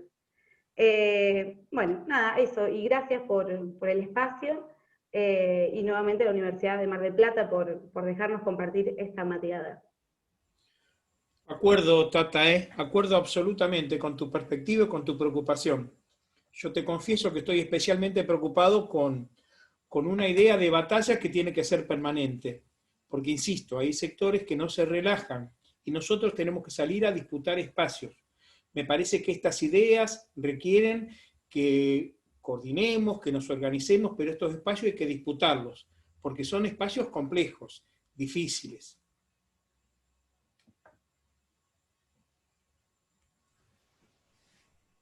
Gracias a todos los compañeros que nos acompañan desde diferentes universidades, desde diferentes espacios, que se hicieron el tiempito para poder compartir esta tarde con nosotras y con nosotros. Para nosotras es un placer encontrarnos y poder reflexionar juntas y juntos. Tengo anotadas a 2 personas, a Daniel y después a Carolina. Daniel, si querés prender el micrófono, puedes prender el micrófono, te escuchamos con atención. Hola, ¿me estás escuchando? Sí, sí. Bien. Hola, buenas tardes. ¿Qué tal, Tomaso? ¿Cómo andás? Amigazo de Mar del Plata. Daniel, querido, Micho. Tiempo. Lo estaba escuchando por Facebook allá y me vine para acá para poder participar. Desde el principio lo estoy escuchando. No, lo que quería básicamente era reflexionar sobre el asunto que el colega lo plantea como trazabilidad. Muy interesante.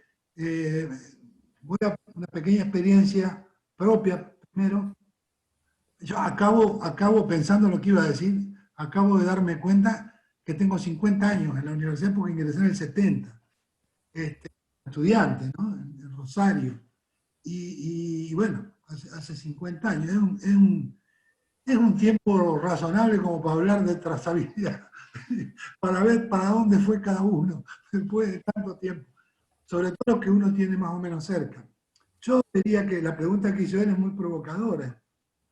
¿Qué fue de los, como dice Tejada Gómez, dónde andarán los niños que venían conmigo, ganándose la vida por los 4 costados? ¿Dónde andarán la trazabilidad?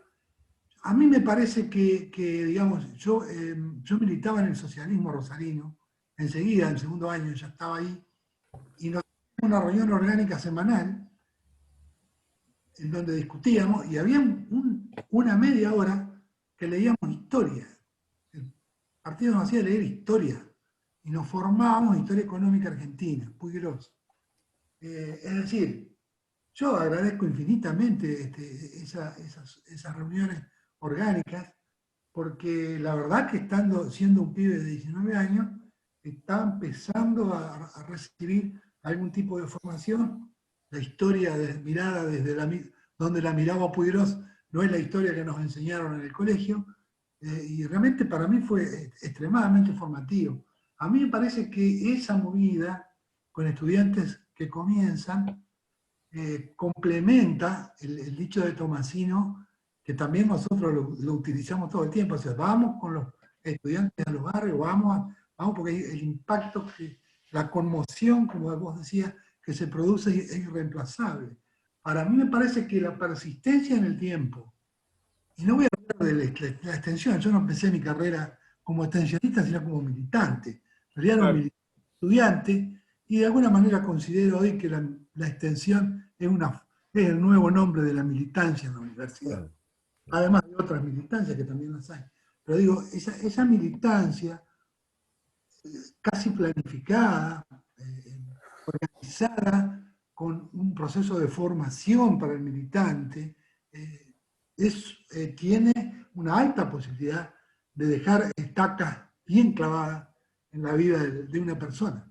Me parece que es muy importante, nosotros lo hacemos todo el tiempo ahora, pues ya estamos grandes, pero digamos, yo he visto de todo al tiempo de trazabilidad, sobre todo en nuestra profesión, que es la medicina, es decir, la locura por tocar el cielo y ultra especializarse de los médicos es una cosa que se ve cada vez más.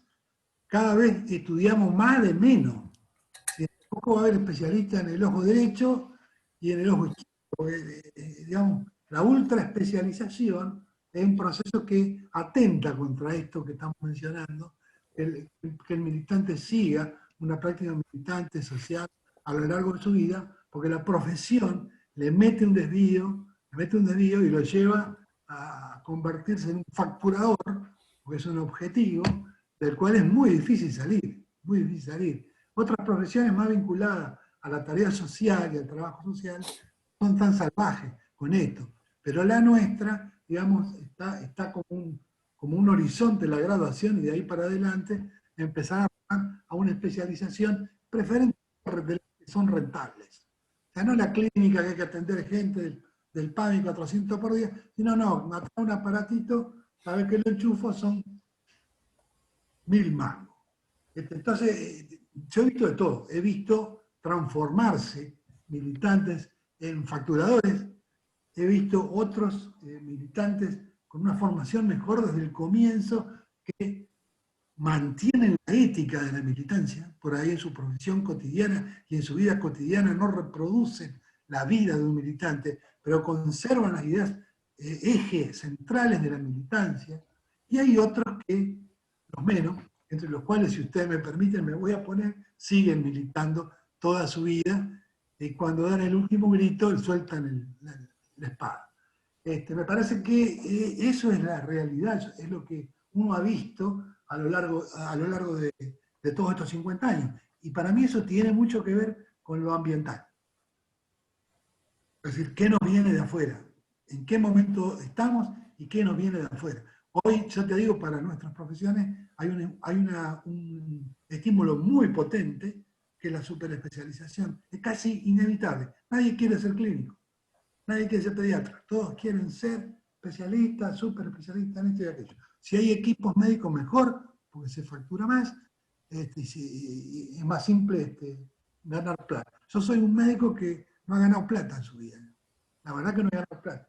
Con todos los sueldos, las jubilaciones, los meses atrasados que me pagó el ANSES y lo mismo de la caja a la cual aportamos toda la vida en la UNER, con toda esa plata que juntas pude comprarme el auto de mi vida a los 60 y tantos años. Es decir, que me parece a mí que está bueno lo que se mencionó, lo que mencionaba Sechi hoy y el compadre Tomaso. Hay que trabajar hacia adentro intensamente en la formación del militante lo más temprano que se pueda. En la experiencia que yo tengo es que eso es lo más difícil de batir después derrotar, de derrumbar, de torcer cuando uno deja de ser estudiante. Y la segunda cosa que les digo, bienvenido a este formato que se les acaba de ocurrir a ustedes, de hablar entre ustedes, porque escuchar a estos dos veteranos, decir todo lo que saben, lo que piensan y lo que quieren, deja poco espacio para nosotros, pero bueno, podemos meternos a conversar y eso estimula. Bravo, che, un abrazo. Daniel. Gracias, Daniel. Carolina, ¿podrás prender el micrófono? No te veo en mi pantalla, pero... A ver, ¿ahí me escuchan? Sí, claro. Ah, bueno, iba a escribir, porque no me animo mucho a hablar cuando no conozco a la gente. En este formato, después sí, en la presencialidad sí, no tengo problema con eso. Me puse a pensar cuándo había conocido yo a Néstor y a Humberto, que tuve la posibilidad de conocerlos acá en la Universidad de Tandil, en la UNICEN. Yo soy estudiante de trabajo social, estoy cursando ahora el último año de mi carrera, y me acuerdo que a Néstor tuve el placer de escucharlo cuando la Facultad de Ciencias Humanas y el programa de prácticas socioeducativas de mi facultad empezó a organizar actividades para poder instalar la discusión dentro de la facultad. Y ahí lo conocí a Néstor, y bueno, y a Humberto ya lo venía conociendo de las jornadas de extensión del Mercosur, de actividades que se han pensado de la Secretaría de Extensión desde acá. Y nada, un poco que lo que quería como traer a colación, que nada, son un montón de preguntas las que en este momento histórico también se me presentan, como qué pasa con nuestra formación o con los procesos que venimos instalando con los sectores de la universidad, con los sectores de la sociedad, y cómo hoy pienso que tenemos este desafío histórico, ¿no? De construir una universidad que sea esto, socialmente responsable, una universidad que se piense y que se haga carne también de su historicidad, que se haga cargo de su entorno y también de las memorias que tenemos. Y también pensaba esto cuando iba escuchando que esta universidad que tanto anhelamos, que soñamos, que la ponemos en palabra, no podemos pensarla sin un plan que no nos incluya a nosotras, los estudiantes, un plan que no problematice tampoco la formación de los docentes y que no le dé lugar tampoco a los graduados y a los no docentes. Me parece que cuando pensamos en la universidad no tenemos que olvidarnos de ninguno de los claustros que hoy pueden aportar de manera integral a esos procesos. Pero también pienso que tampoco vamos a llegar a esta universidad que soñamos, que la ponemos en palabra, que la explicamos, si seguimos pensando acciones desde la universidad y no con los sectores de la sociedad. Sí. No sé, pienso que a ellos sí también los necesitamos en la misma mesa que nosotros discutiendo qué está haciendo la universidad o qué puede hacer la universidad, sobre todo en estos contextos. Y creo que esta es la forma que hoy tenemos como desafío para ir pensando, bueno, cuál es el camino que va a construir la universidad de todos y para todos. No nos podemos olvidar a ninguno de esos sectores en las mesas de discusión. Así que bueno, agradezco el espacio, la palabra de cada uno de ustedes, y nada, si hay algún otro estudiante también me gustaría que escucharlos. Apago el micrófono.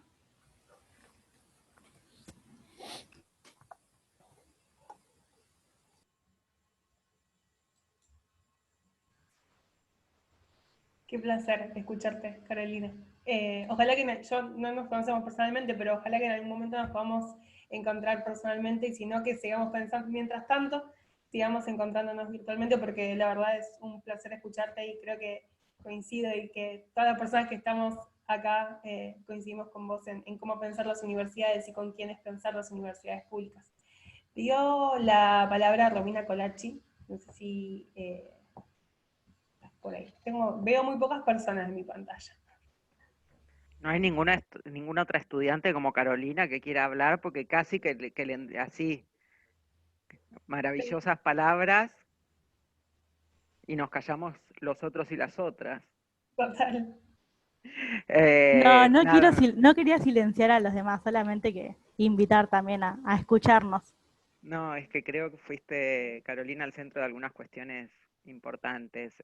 Yo primero quería felicitar a Ludmila porque Me parece que crearon a través de esta mateada virtual un espacio de encuentro con un clima por ahí distinto al que veníamos teniendo y que me parece que se vuelve un espacio muy amoroso, ¿no?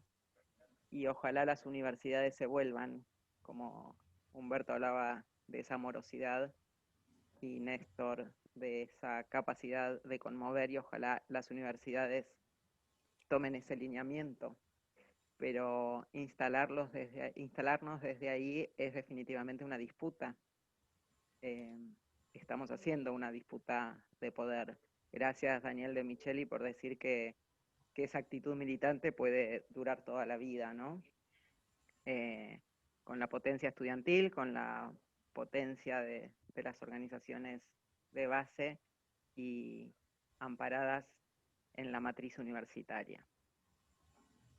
Lo que quería era remarcar esto, que me parece que la extensión tome protagonismo, atraviesa cuestiones difíciles de transformar, que ese es nuestro desafío, que acá no nos estamos planteando cuál es la extensión, sino cuál es el modelo de universidad, universidades públicas que parecen sacudirse fuertemente en las situaciones críticas. Hablaban del 2001, hablaban del 2002 y ahora tenemos la pandemia. Quizás tengamos que pensar que no se esté muriendo crudamente la gente para hablar de compromiso de las universidades públicas y podamos actuar permanentemente, no solo en crisis. Me parece que ese es un foco sobre el cual tenemos que ir. Y sí, coincido plenamente, quería decir esto, con que la formación hacia la extensión o desde la extensión tiene que ser precoz. No podemos llegar en los últimos años de formación, donde, como muy bien planteaba De Micheli, el mercado ya arrasó, o el feroz y crudo capitalismo ya arrasó con las subjetividades universitarias. Esa formación, para que sea transversal, tiene que ser con los estudiantes, tiene que ser transversal, y para que pueda ser transversal necesitamos docentes que puedan pensarse extensionistas. Y cuando decimos esto va más allá, había preguntas además sobre la multidisciplina, la interdisciplina. Lo que estamos planteando me parece que es una transversalidad que va por encima de cualquier disciplina porque es una condición humana y ética. Y me parece que de alguna manera este tiene que ser el eje amoroso desde el cual las universidades públicas estén formando a sus futuros graduados. Nada, compartir esta reflexión y gracias, Carolina, por marcarnos estas líneas claras. Gracias, Rami, por sumarte y por las palabras. Lo cierto es que la idea del encuentro un poco la propusieron Néstor y Humberto, y nosotras siempre dispuestas a todas estas dinámicas que tal vez sean disruptivas o que no sean el PowerPoint al que estamos acostumbradas y acostumbrados en las universidades. Y lo cierto es que este encuentro amoroso lo fuimos construyendo entre todas las personas que participamos, obviamente con Néstor y Humberto a la cabeza en pensar la dinámica, pero también en llevarla adelante, y también aprovechar para recuperar a todas las personas que estuvieron participando activamente a través del chat, porque insisto, o sea, si este encuentro fue un encuentro en el que nos sentimos como cálidos, o que fue una tarde cálida, o está siendo una tarde cálida, es porque pusimos todas las personas que participamos esa energía en construir este espacio de manera colectiva. Leo, perdón porque seguramente me voy a olvidar de muchos de los aportes, pero Mariela habla sobre uno de los temas que se hablaron, ¿no? En esta escucha que proponía Néstor. Dice, es muy importante el tema de aprender a escuchar. A veces se dice lo que uno no estaba esperando escuchar, pero también favorecer que esa escucha no sea de nosotros, de los anfibios, sino que escuchemos todos, que ese sonido llegue a las instituciones. Alejandro dice, sin ser médico, coincido con Daniel, con las especializaciones se olvidan que adelante de ellos tienen a una persona humana, solo un órgano del cuerpo. Obviamente, si me quieren interrumpir, abierta la posibilidad. Obviamente, comentarios que seguramente deben haber ido viendo en el sentido de que lindo el diálogo, lindo el encuentro, felicitando a Carolina, que creo que estamos embelesados con ella. También, los aportes de Tata. Ahí las compañeras de la UNICEN como que trajeron como muchas ideas a partir de las cuales reflexionar. Sigo subiendo, perdón.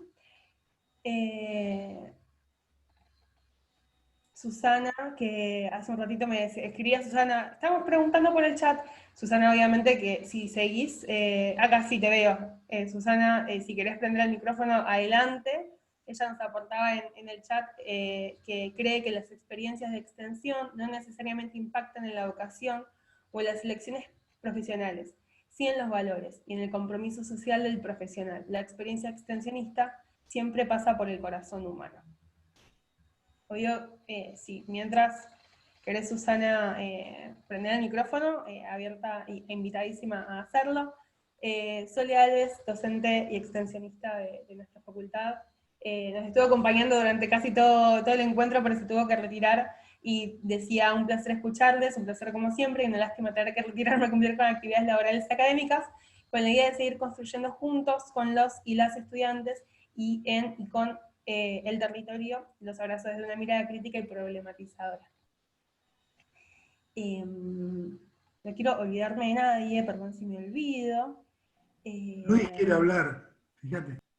Ay, perdón, bueno, gracias. Tengo un secretario privado nuevo, se me va a ofender el actual.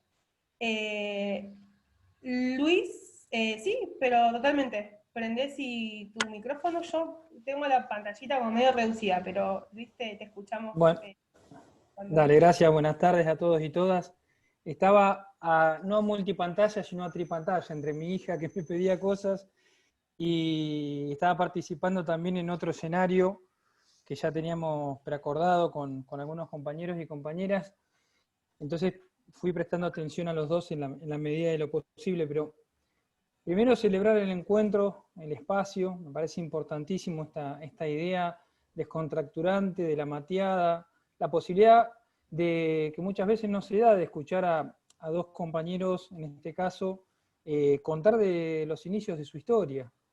Vamos, me parece que ahí hay algo del recorrido y de las vivencias, de las experiencias que tuvieron previo a iniciar el camino dentro de la extensión universitaria, que marca también una memoria, que marca una historia, una militancia, una lucha en pos de determinados derechos y accesos a la democratización del conocimiento. Y en eso, tanto Humberto como Néstor son dos pilares fundamentales de la extensión crítica, que humanizan. Me parece que este encuentro tiene esa movilización de militancia, de humanización, de diálogo, de pensarnos, pero fundamentalmente de ir propiciando el seguir estando juntos y el empezar a pensar cómo podemos ir cambiando, transformando esta realidad que estamos, cada uno está hablando desde sus espacios donde trabaja.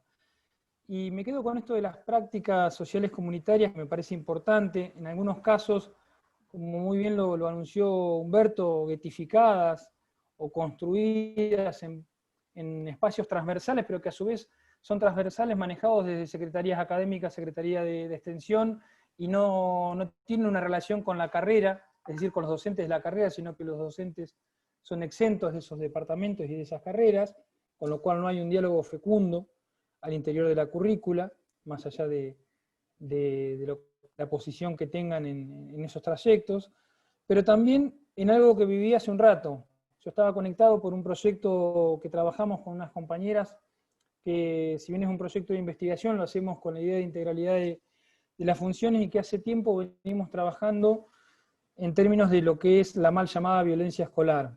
Y es la primera vez en estos años que vengo trabajando esta problemática, que puedo acceder al diálogo con jóvenes y con estudiantes de del nivel secundario. Me parece que ahí tenemos un desafío profundo y muy fuerte de empezar a militar la extensión universitaria desde los colegios. No solamente los colegios preuniversitarios, sino también en los colegios que tienen relación con la comunidad universitaria, a través, por ejemplo, como es en Argentina, del programa Nexos, y de empezar a compartir estas experiencias y dialogar y escuchar a los y las estudiantes. Me parece que eso es un desafío importante que podemos tomar o que podemos recuperar, porque en algunos casos se está haciendo, y de escuchar la charla de 1 hora y media que tuvimos hoy con estudiantes, donde ellos mismos enunciaban lo que ven o lo que sienten ante estas problemáticas de la mal llamada violencia escolar, que generalmente lo que aparece en el mundo mediático es la voz de la autoridad, el mundo adulto, el especialista o el periodista que habla de determinadas cuestiones. Así que en eso me parece que nuestra función y nuestra tarea militante tiene que ver con algo que nos decía Eduardo Galeano, y criticando esto que también planteaba muy bien Humberto, en contra de este epistemicidio masivo que han hecho las universidades a lo largo de la historia, que nosotros tenemos que enseñar que jamás tenemos que separar la razón del corazón. Me parece que ese es el camino extensionista.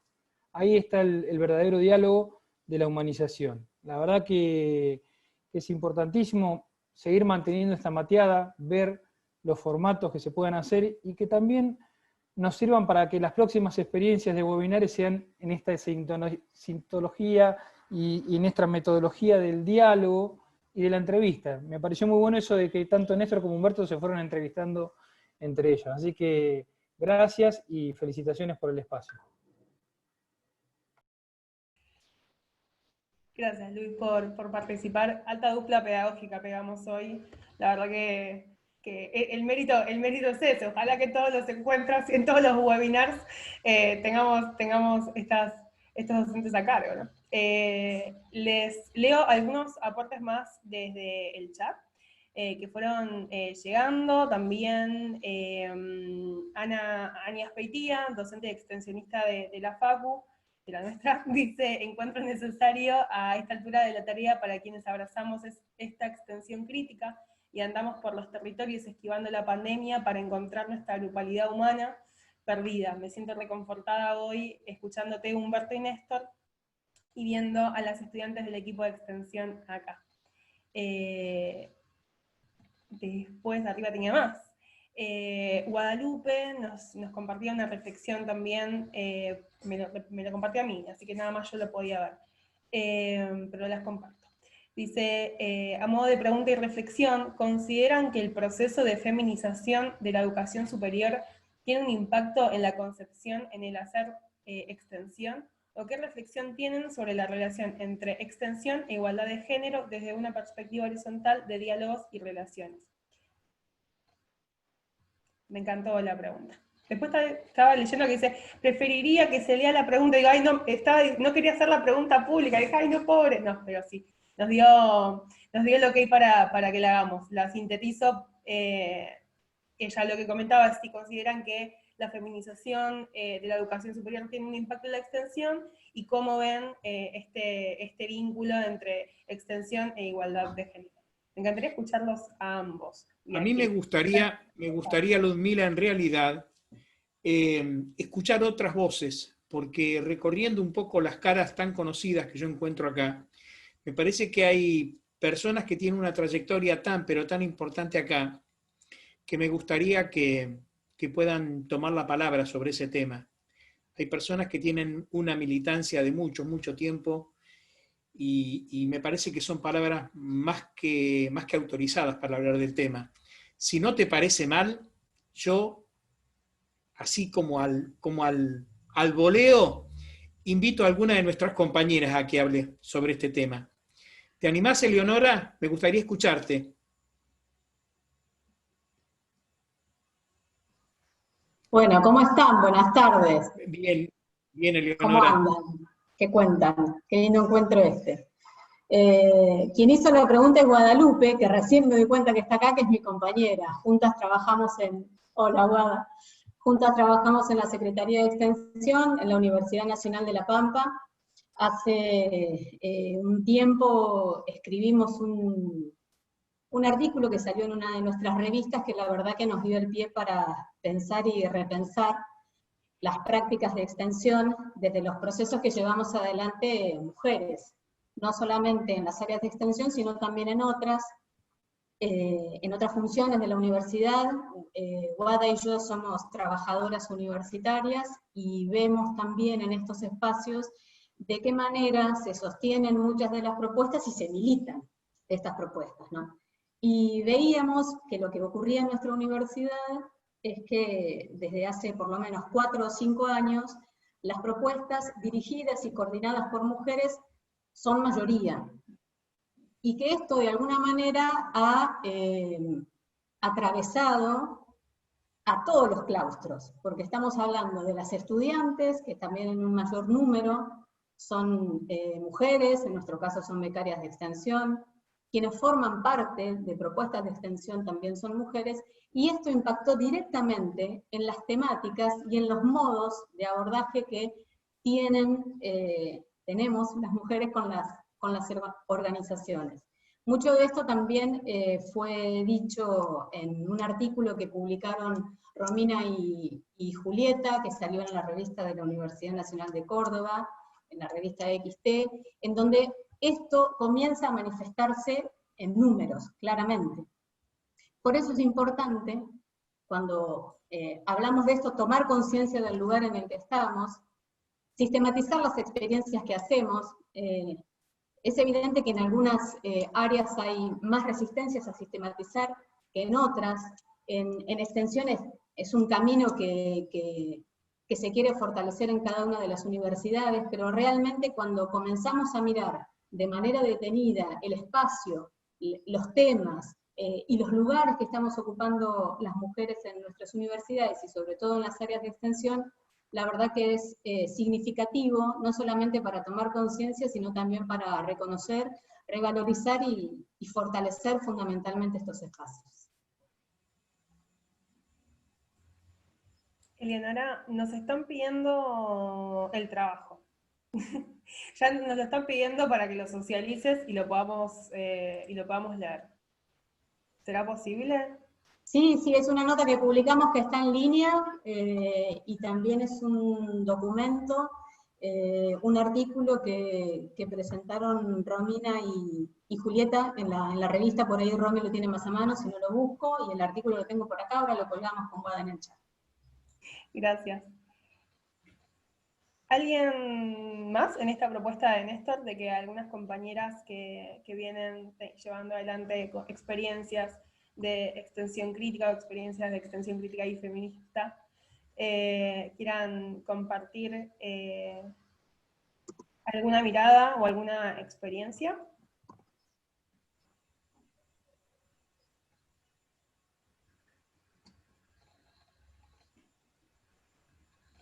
Hola, ¿me escuchan? Sí, Vania. Sí, miren, bueno, no puedo poner la cámara porque se me baja el ancho de banda, pero claro, escuchar a Humberto, a Néstor, escuchar el debate, ver el chat, que creo que el chat está valioso, Ludmila, hay que descargarlo y hay que hacer una ronda de valoración de todos los comentarios y preguntas que hay en ese chat, porque esas son las preguntas que están surgiendo en los contextos actuales. En cada webinar, en cada espacio tenemos preguntas, muchas de ellas coinciden, pero hay unas muy novedosas, ahí muy interesantes, y no da el tiempo de la mateada para contestarlas, ¿no? Pero lo que sí yo quisiera decir es que además de que no nos dé el tiempo en esta tarde para poder contestar todas esas inquietudes y poder comentar y retroalimentar esos comentarios, tampoco nos da tiempo como universidad de esperar, porque los movimientos sociales están disputando sistemas alternativos al capitalismo. Ahorita, hoy por hoy, los movimientos estudiantiles en Chile lo están disputando, los colectivos feministas lo están disputando, están usando para ello armas distintas. Los colectivos feministas están usando el arte, la expresión, están usando el performance, están usando la creatividad, la pintada. Los movimientos sociales organizados están usando la agroecología, están usando la economía social solidaria. Nosotros, extensión crítica, ¿qué estamos usando? ¿Cuál es? Y nos sumamos y somos otro movimiento más o somos parte de ellos. ¿Qué somos? Y eso nos interesa mucho definirlo en este grupo. Y por eso se crean estos grupos, estos espacios, para poder tener una identidad y poder hacer alusión a lo que Romina dice. Bueno, somos sujetos colectivos, sí, somos sujetos colectivos. Y tenemos que hacerle frente a un capitalismo salvaje de la educación superior. Tenemos que disputar la educación superior. Allí donde la están disputando los estudiantes, donde la están disputando las mayorías de la sociedad, que excluidas de los beneficios y de todo lo que la educación superior también puede aportar, están dando la batalla. Entonces nosotros tampoco tenemos tanto tiempo, ¿no? Y eso requiere mucha reflexión, pero también decisión. Decisión, ¿verdad? De parte de nuestros equipos de trabajo, decisión de parte de estos grupos de discusión que organizamos. Tenemos que darle vida a esas inquietudes, a esas preguntas, a esos comentarios y a esa incomodidad que nos genera el capitalismo, a esas desigualdades que se sienten, que se viven, que todas las estamos viviendo y que atraviesan lo largo y ancho de Latinoamérica. Y entonces, ¿cuál es nuestra arma? ¿Cuál es? Vean qué maravillosa el performance de las chicas de Chile, que recorrió el mundo entero en cuestión de semanas. ¿Sí? Cuando lo organizaron, que fue producto de un performance de arte, desde su propio espacio, ¿no? Como estudiantes. ¿Y cuál es el arma nuestra entonces? ¿Cuál es el campo de disputa que tenemos? ¿Y qué sujeto político somos? Creo que esos son 3 elementos clave para dar la batalla al capitalismo. Ellos están dando la batalla al capitalismo desde sus propias formas organizativas, disputando con la ecología política, disputando con el feminismo, disputando con la diversidad, disputando la posibilidad de tener el derecho a ser, el derecho a sentir, el derecho a amar de diferente manera. ¿Qué estamos disputando nosotros también? Entonces creo que eso es valioso que lo dejemos para la segunda mateada, que estoy segura que vamos a organizar, ¿verdad?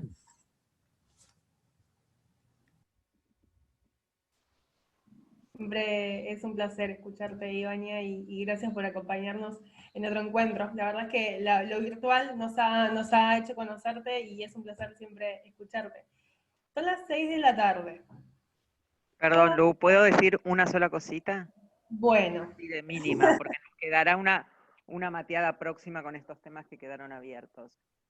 Pero como Ivania hablaba de las batallas, así como el capitalismo es un aliado del patriarcado y ambos se necesitan para desarrollarse, naturalizarse y pseudo-eternizarse, ¿no? Que es un poco el mundo con el que nos encontramos. El feminismo es un aliado de la extensión crítica, y la extensión crítica es un aliado del feminismo como herramientas de batalla y de resistencia. Así que no sé de quién era la pregunta, pero van absolutamente de la mano.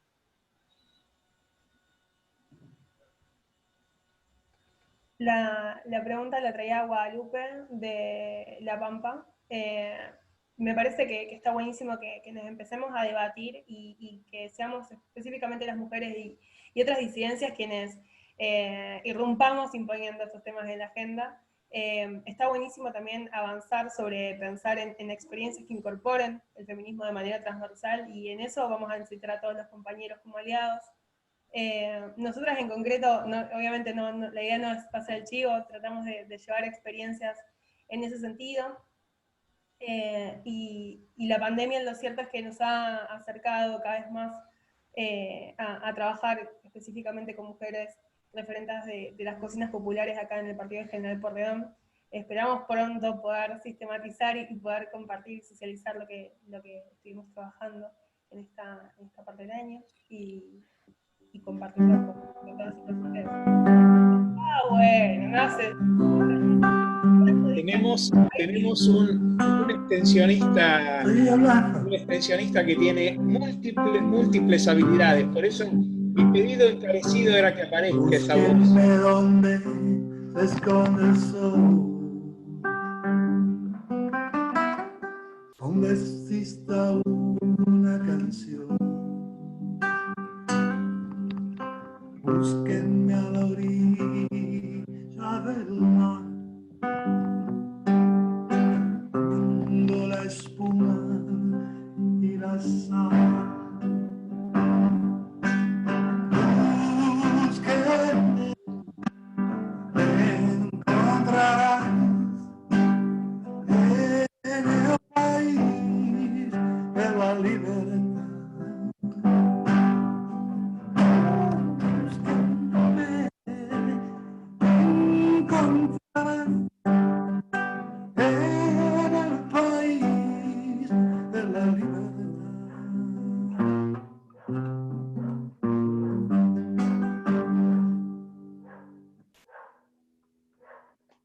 Gracias por el espacio.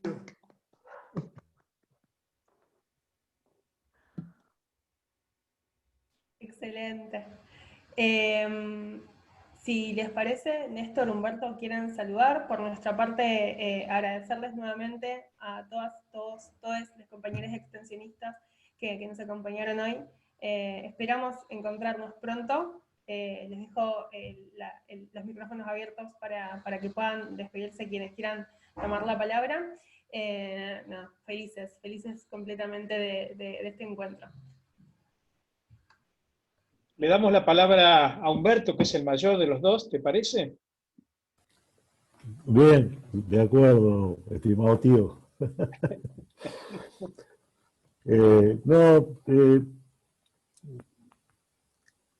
Yo pensaba, ¿no? En esto de este espacio íntimo que armamos, ¿no? Creo que fue un espacio íntimo, que me parece que fue bien bueno, yo me sentí muy bien y me motivó mucho.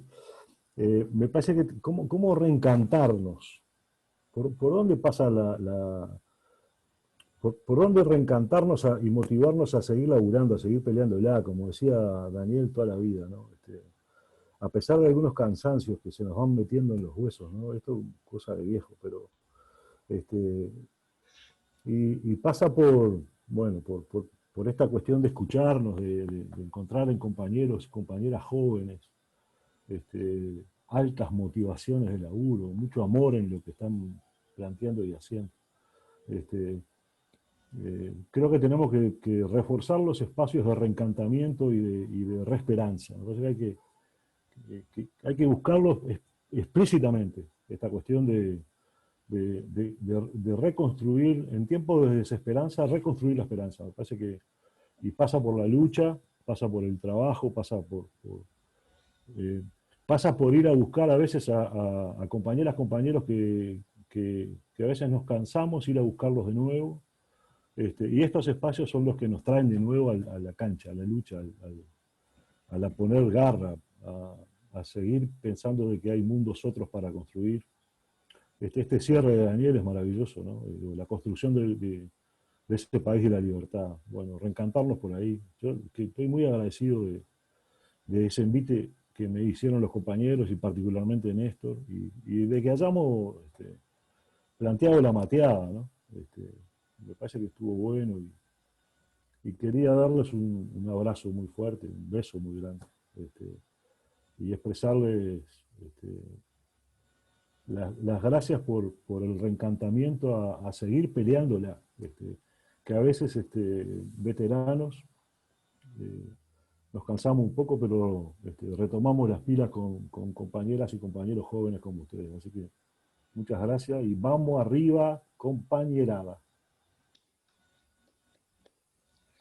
Bueno, un gustazo. Yo brevemente también agradecer mucho porque la pasé muy bien, la disfruté. Encontrar con tantos amigos y amigas de diferentes lugares, la verdad que es un gusto. Compartir esta mateada con tantos amigos y amigas es un gustazo. La verdad que la disfruté mucho. Así que les agradezco mucho la generosidad. Me parece, como dice mi compadre, reencontrarnos es central y estos espacios de encuentro nos van a permitir construir colectivamente ese inédito viable. Se trata de una oportunidad central que en esta coyuntura, que en esta encrucijada nos invita a pensar una universidad diferente. Creo que ese es nuestro inédito viable. Los abrazo a todos y a todas y gracias por todo. Han sido muy generosos.